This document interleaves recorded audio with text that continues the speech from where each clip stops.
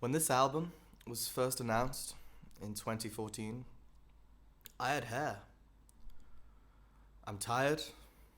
I'm hungry. It's time to get fed.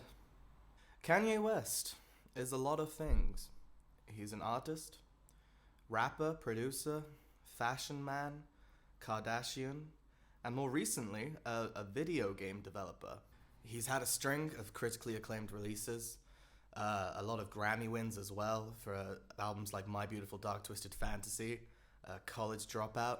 He's always been a big player in the popular music scene, and he's often cited as one of the most influential artists of the 21st century, which I think is pretty fair.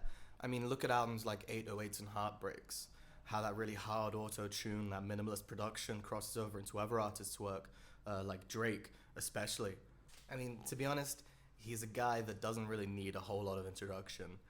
His character has been hard to miss in the last 16 years of this century. So let's talk about the new album. Let's talk about the new release, Tlop. Tlop, or So Help Me God, or Swish, or Waves, or finally The Life of Pablo, is an album that it's not actually been released yet. It was initially streamed from Madison Square Garden alongside Kanye's new fashion line. And as of this morning, Valentine's Day, about 4 hours ago actually, Kanye's album has been available for streaming through Tidal, Jay-Z's music streaming service, which had a lot of controversy last year. It's also available for digital purchase for 20 English pounds. It's a lot of money, especially in the modern day where the audience often expects albums to be for free. So it's interesting to see Kanye go against that. I'm interested to see how people react to that pricing. This album, The Life of Pablo, was originally due for release in summer 2014. But it's been delayed. It's been delayed over and over again. The track list has changed 1,000 times. The name has changed 4 times now. This isn't fun anymore. This is an abusive relationship between Kanye and his fans, and it's getting pretty ridiculous at this point.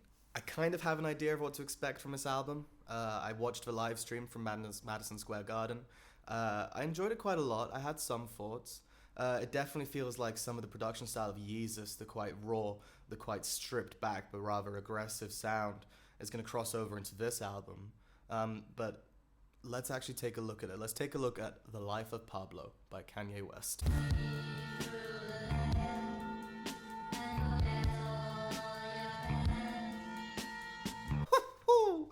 This album is stylistically vague. If you're familiar with any of Kanye's previous work, or even if you're not, you're going to find something to enjoy in this album. There are elements of it that are callbacks, but they also go in a new direction as well. You know, a lot of old elements in this album, like the soul sound from College Dropout, the big, bright, colorful synths from Graduation, the atmosphere and the melodies from 808s and Heartbreaks, the maximalism and visceral imagery from My Beautiful Dark Twisted Fantasy, and even the hyper-masculinity, the choppy aggression from Yeezus. There's really something for everybody in this album, and it all goes in the right direction as well. It's not that he's just reusing things, he's introducing new sounds as well. So for example, the opening track on the album, Ultra Light Beam, it starts out with this real new gospel vibe, there's kind of an electronic choir going on, this real hyper-real organ sound. Every now and then, this kind of aggression percussion comes in, but besides that, the track is still very chill. It's very mellow, it's very stripped back. There's a lot of room for the listener to breathe. There's also a great spoken word section at the end. I'd say rap, but it feels more like a spoken word section. Where Chance the Rapper Kanye uses the lyric, my daughter looks just like Sia, you can't see her. The next 2 tracks on this album, Father Stretch My Hands, use exactly the synth sound and the bright production style I was talking about with Graduation. It actually reminds me a lot of Drunken Hot Girls, the track he did with Mos Def. The opening alone on part 1, I really enjoyed it. It's quite mind-blowing. It's quite old school Kanye, the way that it starts out with these soul samples and then this really colorful synth comes in to warm it up. It sounds very well coordinated. Kid Cudi is on this record. He sounds great. It certainly sounds a lot better than what he's been doing recently. Kanye's got some really great bridges on there, kind of a return to the whole hard auto-tune sound. Lyrically, there's a line in here Now, if I fuck this model and she just bleached her asshole, and if I get bleach on my t-shirt, I'm gonna look like an asshole. We'll get back to that. We'll get back to the lyrics eventually. Part two of Father Stretch My Hands. I really like it. It's a nice twist. There's a lot of juxtaposition in the sounds being used. Designer's voice flows really well. But then it cuts off. It cuts off a little bit too early for me, and not in a surprising way, in a little bit of a disappointing way. It goes into this really sweet auto-tune section, but then that cuts off. And having that many cuts, it's very easy for the listener to feel lost in the music. Whether that's intentional or not, I don't think that's a positive trait to have. The next track on this album, Famous, really hones in on that dark gospel sound I was talking about. Rihanna interpolates Nina Simone's Do What You Gotta Do for the chorus. Well, I say chorus, for the outro as well. Swizz Beatz is on this track doing his hype thing, just kind of coming in with the usual goddams. There's a lyric on this track that's been receiving a lot of controversy, which I'll go into a little bit later. Structurally, this track's really interesting. There's not really a chorus. There's a hook. There's a really catchy bridge. It's kind of all over the place, but it doesn't feel like you're lost this time. It feels like everything flows as it should. It feels quite cohesive. Kanye has a lyric on this track. I feel like me and Taylor could still have sex. Why? I made that bitch famous. There's a really nice second verse on this track. There's a great line in there. I copped a jet to fly over personal debt. I don't know why I like that so much, but it's very Kanye. His delivery's really back to its form. There's a really nice bridge on this track. It's very playful, very melancholy. Samples Sister Nancy. I really wish Swizz Beatz would shut up during this section because it's so nice and I can't hear a single thing over him just shouting, "There's too many! There's too many!" Once again though, I feel like this track is too short. I feel like it ends too soon. It's got this really nice intro of Nina Simone, but it's just, I need more. I need more. It doesn't feel complete yet. Feedback, it reminds me a lot of On Site. It's very hyped up. It's very raw as well. It's just Kanye, the drums, and this little bass line that comes in now and then. There's a lot of good hooks in there. It reminds me a lot of Def Grips, The Money Store, some of the kind of production aspects of this track. The next two tracks, another two-parter, starting out with Low Lights, just kind of a short interlude with a singer talking about how grateful she is for her life, how that the dark time's going to be over. And then we go into Highlights, a track that opens up with Kanye and Young Thug both bringing the auto-tune in. I feel like there's too much going on in this opener. It's very hard to sort of grasp what's going on. There's no room to breathe. Following the intro to Highlights, there's a really nice break with Kelly Price. It's very soulful. It's very classic, and I mean like Marvin Gaye classic style movement within the track. After about a minute of exposition, Kanye finally comes with a verse. There's a line about Ray J in there, which I guess some people might take as shots fired. I don't really care, to be honest. I really like the quality of Kanye's flow here. He just keeps going and going. There's no break in the middle for a hook. He just keeps going. And then the track finally ends with this really nice outro with The Dream. And it reminds me a lot of the ending for Champion from Graduation. There's a freestyle on this album titled Freestyle 4. It's very hyped, it's very dark and very airy as well. And Kanye's delivery on this track, it's very freakish and very raw as well. It's quite a lot like his work on Yeezus. Following this, there's a kind of a skit, sort of like what you'd find on Late Registration, where Kanye raps about how he misses the old Kanye, how he thought he was Kanye, how great it would be if Kanye wrote a song about Kanye. And I quite like this little break. It really kind of splits the album very evenly. Waves is a track I really like, and I thought it was really interesting. It's got this heavenly chorus going on throughout it, and it has all these vocal parts that are layered very synthetically. Think All of the Lights from My Beautiful Dark Twisted Fantasy.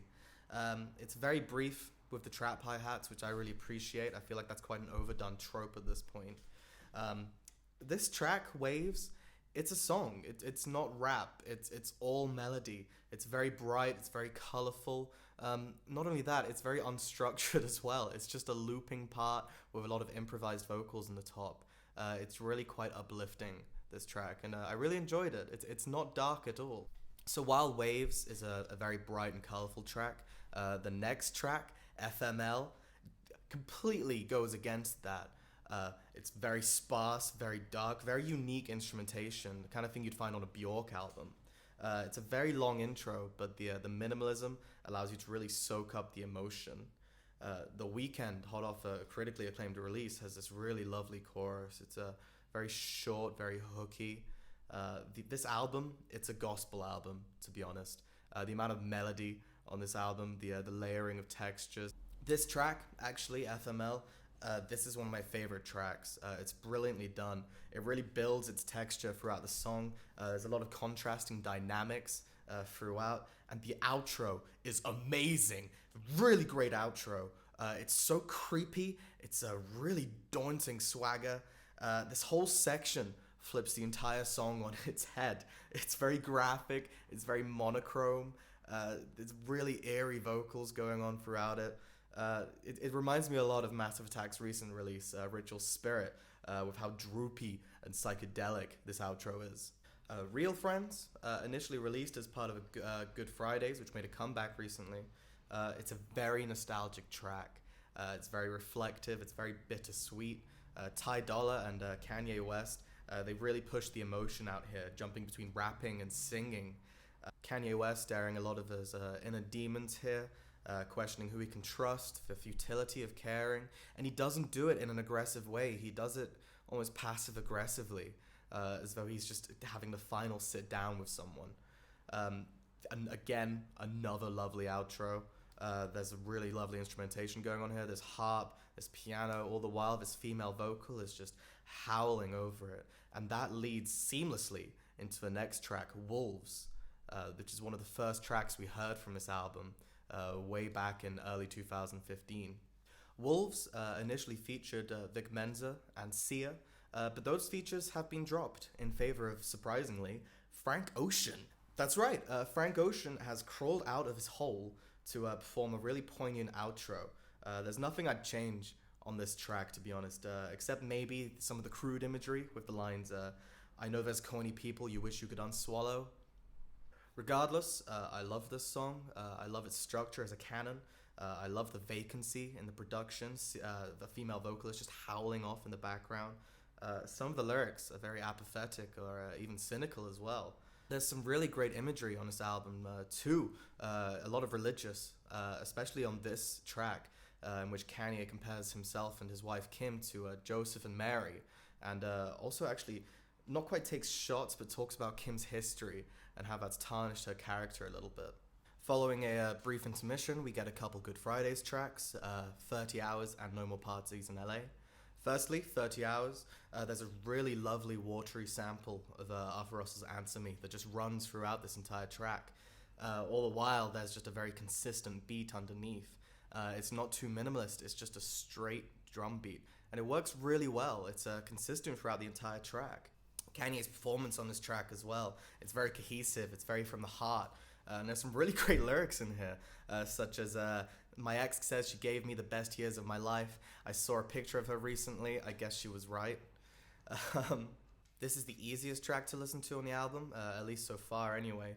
There's nothing out of the blue. Kanye just lets the track run so you can really drink in the beat. It's a really standout track for me, and it's got a lot of replayability. Next, No More Parties in LA, another Good Fridays track. It's very powerful, very catchy. There's a great hook in here from Kanye West. And it's produced by Madlib, of all people. And even more than that, featuring Kendrick Lamar. And now this is a very anticipated release, just for the collaboration alone. There have been rumors of Kendrick and Kanye working together for the better part of 2 years now. But no one was expecting anything quite like this. This is probably the most standard hip-hop track on this album. Really takes the sound in a different direction. Lyrically, Kanye and Kendrick, they just go. It is just 6 minutes of verse after verse. We haven't seen Kanye run like this since Late Registration, be this consistent with his flow. It's like Kanye says on this track, some fans thought I'd never rap like this again. The writer's block is over, cancel your plans.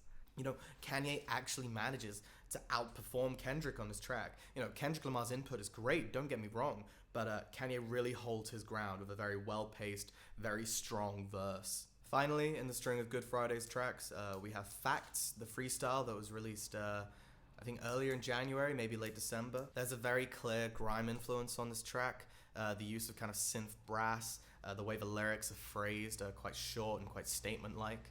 The production on this track, it's exceptional.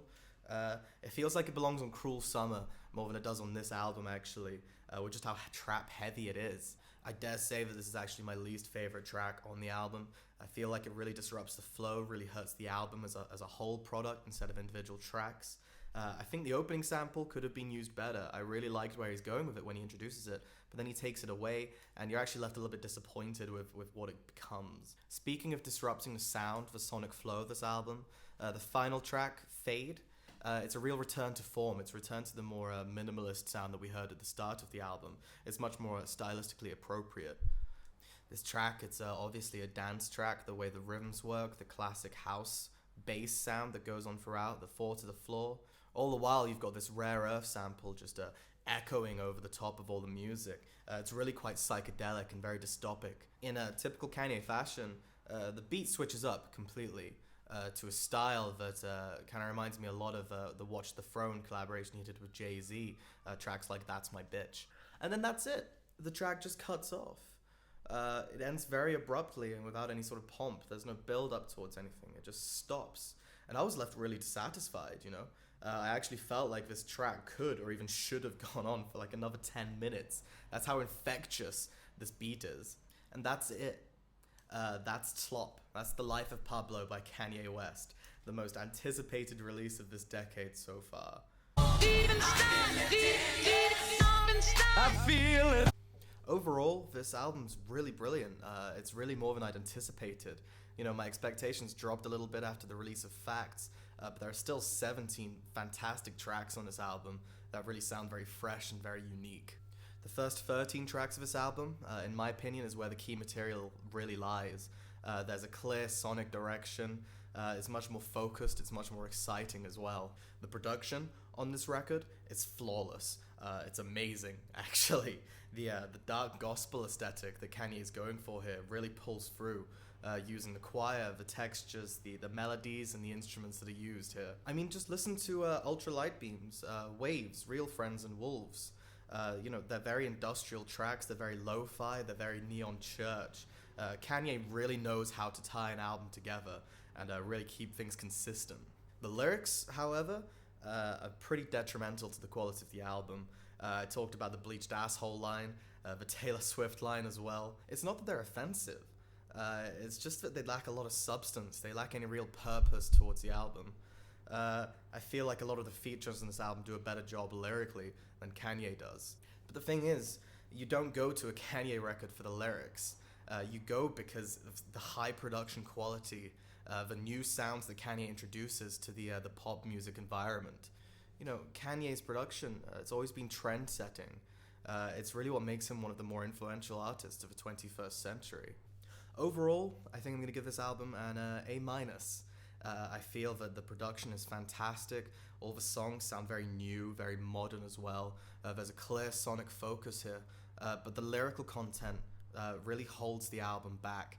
And while I'm glad that he included the Good Friday's tracks in this album, they sound too different from the rest of the album.